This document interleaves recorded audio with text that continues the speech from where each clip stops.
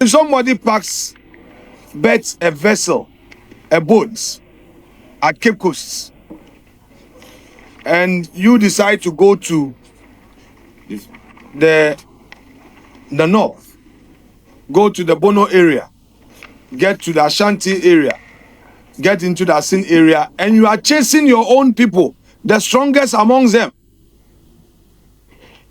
Then after 100 years, you say, I should be compensated. Who should compensate who?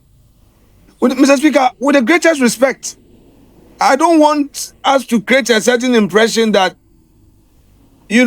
expressing an opposing view to this whole reparation thing makes you anti-African, or you are not thinking about the suffering. Who suffered?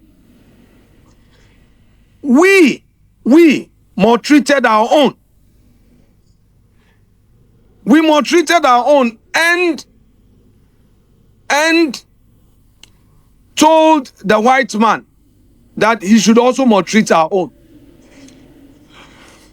So, Mr. Speaker, the story must be told and be put in its proper context.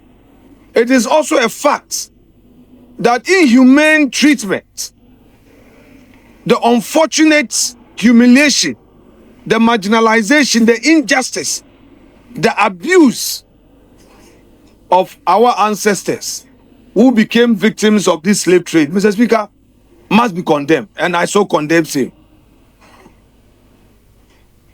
They were treated as less human. And Mr. Speaker, if that is where the argument is being situated, then Mr. Speaker, I'm all for it.